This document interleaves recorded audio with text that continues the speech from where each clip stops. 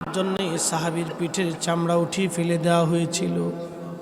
মাসের পর মাস, দিনের পর দিন বেলালকে অত্যাচার করা হতো। কিতদার ছিলেন, কালেমার দাওয়াত এত সহজ ছিল না। সেই দিন দাওয়াত দিয়েছেন, কালেমা কবুল করলেন বেলাল। তিনি কিতদাস হওয়ার কারণে অত্যাচারের স্টিম রোলার বেলালের উপরে এসে গেল।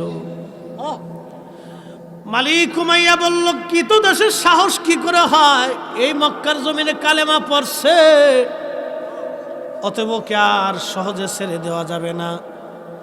বেলালের হাত পা বেঁধে চাবুক দিয়ে পিটানো হতো। পিটানোর কারণে চামড়াগুলি খসে খসে ফেটে ফেটে রক্ত বের হতো। গলার মধ্যে রশি বেঁধে বেলালকে মক্কার অলিগুলি দিয়ে টানা হতো। যারা সৌদি আরবে গেছেন দেখছেন, বালুময় পাথরি রাস্তা, কত কষ্টের দিন। প্রচণ্ড গরমের মধ্যে গলার মধ্যে রশি বেঁধে হাত পা বেঁধে বেলালকে ওই অবস্থায় টানা হাসরা করা হতো। সারা মক্কার অলিগলি দিয়ে টানা হতো। কেউ সেই দিন তাকে ঠেকাইতে যাইতো না, কেউ তাকে বাঁচাইতে যাইতো না। সেই দিন বেলাল শুধু বলতেন, আহাদ আহাদ আহাদ আহাদ, আল্লাহ এক, আল্লাহ এক, আল্লাহ এক, আল্লাহ এক, আল্লাহ এক, আল্লাহ এক, আল্লাহ এক।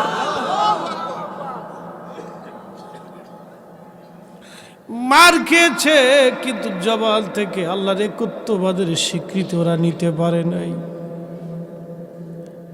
আহা, বেলালকে প্রচন্ড মরুভূমির ভিতরে নিয়ে 50 ডিগ্রি সেলসিয়াস মরুর বালুগুলি উত্তপ্ত হয়ে যাইত।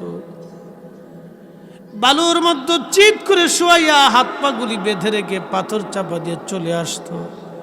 প্রচন্ড গরমে বেলালের শরীরগুলি ঝলসে যাইত, চামড়াগুলি পুড়ে পুড়ে ফুসকা পরে ঘা হয়ে যাইত।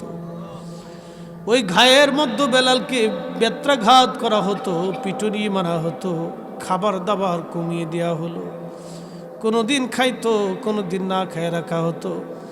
প্রচণ্ড অত্যাচারে বেলাল মাঝে মধ্যে অজ্ঞান হয়ে যাইতেন, হুশ হারায় ফেলতেন। হুশ যখন ফিরে আসতো, আবার তিনি কাঁদতেন, আহাদ আহাদ আহাদ আহাদ, আল্লাহ এক, আল্লাহ এক, আল্লাহ এক, আল্লাহ এক। এইভাবে হযরত বেলালের জীবন পার হলো বহুদিন বহুদিন বহুদিন। একটা মানুষও কোনোদিন যায় বলে না, ইমন উমাইয়া, বেলালকে তুমি একটা দিনের জন্য একটু নিস্তার দাও। উমাইয়া প্রত্যেক দিন বলতেন, বেলাল কালেমা ছাড়বি না জীবন দিবি? হযরতে বেলাল বলতেন, উমাইয়া রে, জীবনের সবটুকু দিয়ে দিতে পারি, কিন্তু আমি বেলাল কালেমা দিব না, কালেমা দিব না। যে নবী দেখে কালেমা পড়ছি, সেই কালেমা আমি দেব না, হে, সেই কালেমা দেব না। এই জন্য আল্লাহ খুশি হয়ে কোরআনে বলছেন, আমিনু কামা আমানান নাস। আমার নবীর সাহাবীরা যেইভাবে ঈমান আনছে তোমরাও সেইভাবে ঈমান আনো। সাহাবীরা যেইভাবে ঈমান আনছে তোমরাও সেইভাবে ঈমান আনো। একবার জোরে বলা যাবে কি সুবহানাল্লাহ?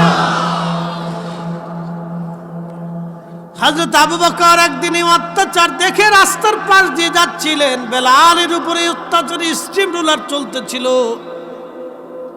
আবু বকরের মনে বড় দয়া লাগছে। নবীর দরবারে যা বলেন, হুজুর, বেলালের এমন কষ্ট সহ্য করা যায়নি, ইয়া রাসূলুল্লাহ, অনুমতি যদি দেন তাহলে আমি বেলালকে টাকা দিয়ে কিনে আজাদ করে দিতে পারি।